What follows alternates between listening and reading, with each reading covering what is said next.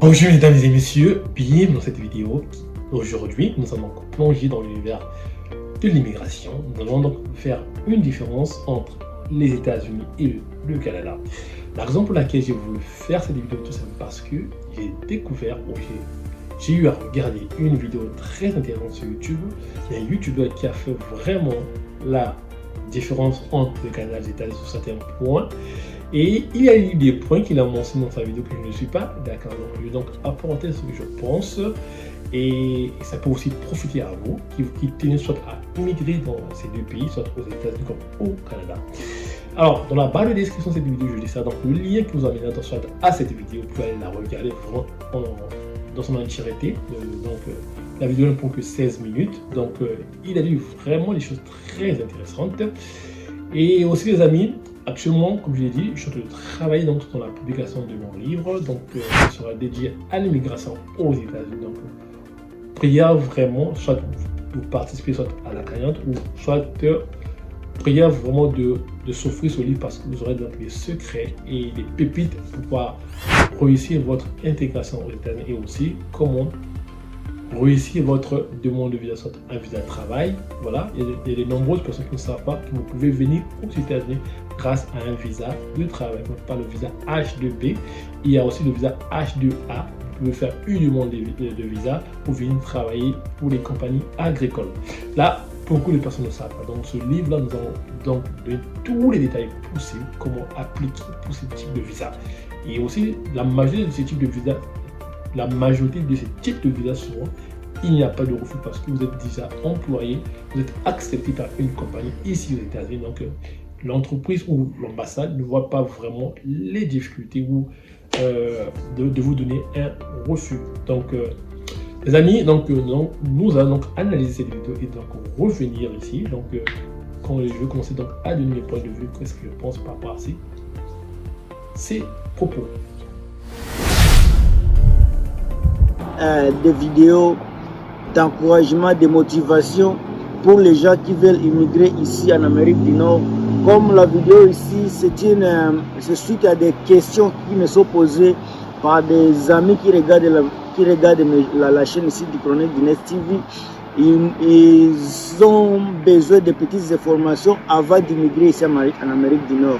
Mais cela étant, il y a toujours cette équation de savoir entre les États-Unis et le Canada quel est le meilleur pays d'immigrer. Alors pour moi d'abord, ça dépend de ce que vous voulez, ça dépend de ce que vous cherchez ici en Amérique du Nord.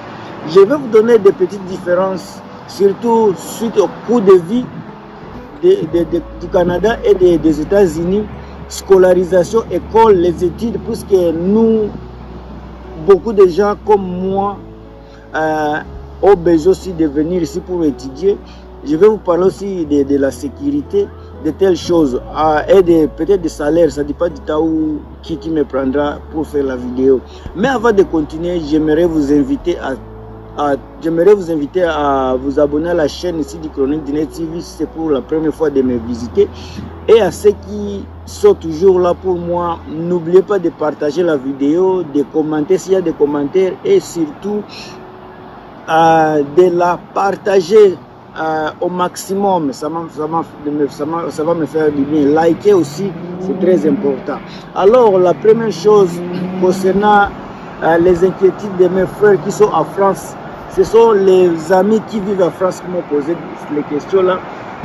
D'abord, comparativement, pour comparer le Canada et les États-Unis, vous devez savoir que même bien qu'on a une frontière commune, les deux pays là sont de l'Amérique du Nord, mais ce sont les pays qui sont vraiment entièrement différents, tout à fait différents.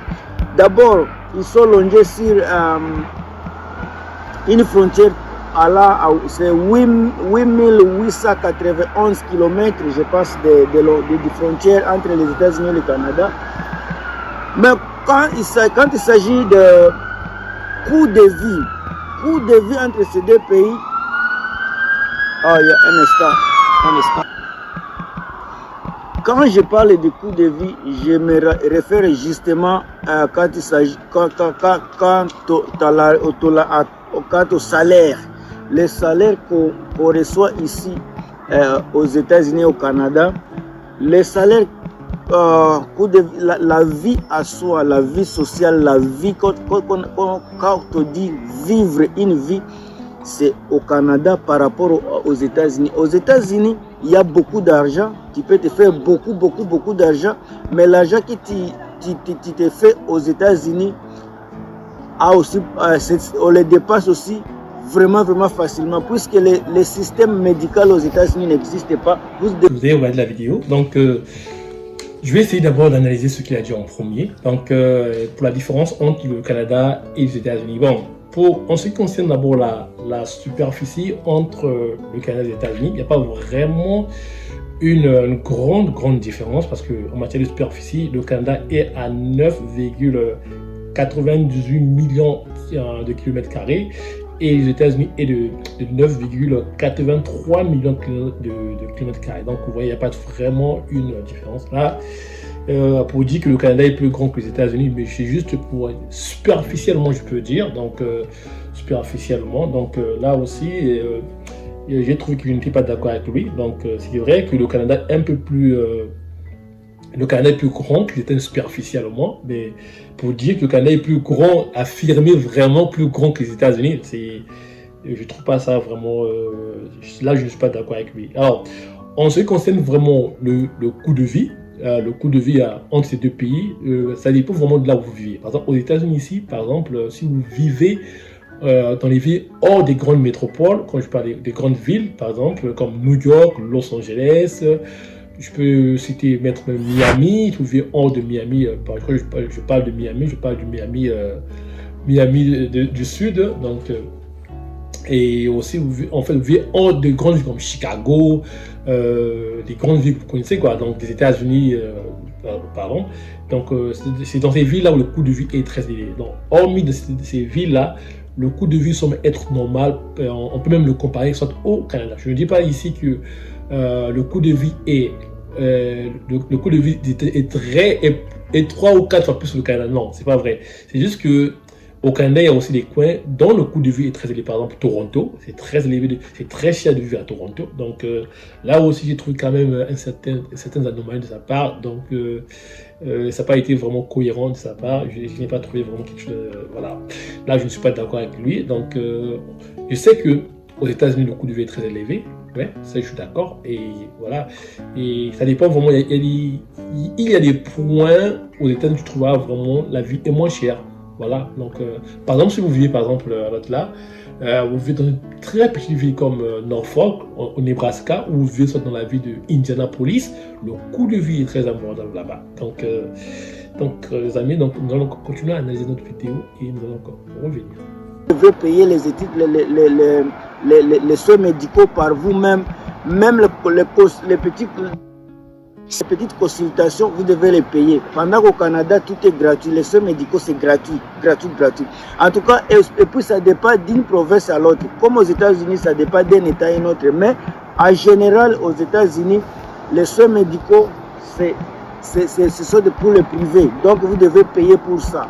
Au Canada, tout est payé par le gouvernement fédéral. Donc, c'est gratuitement au Canada. Concernant le coût de vie, je vais parler du point de vie, de ce coût de vie sur l'argent. Au Canada, on a le salaire de minimum moyen, je peux dire c'est $15 par heure. Aux États-Unis, si c'est $14-15 par heure, c'est presque la même chose, sauf que l'argent américain a plus de valeur que les dollars canadiens. Mais, même si tu reçois beaucoup d'argent aux États-Unis, vous allez les dépasser aussi dans beaucoup de choses, parce qu'aux États-Unis, rien n'est gratuit comparativement ici au Canada.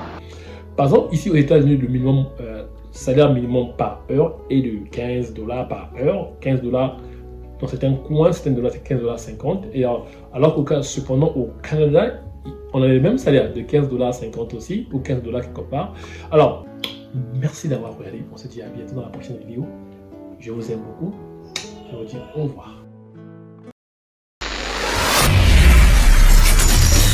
Audio Jungle.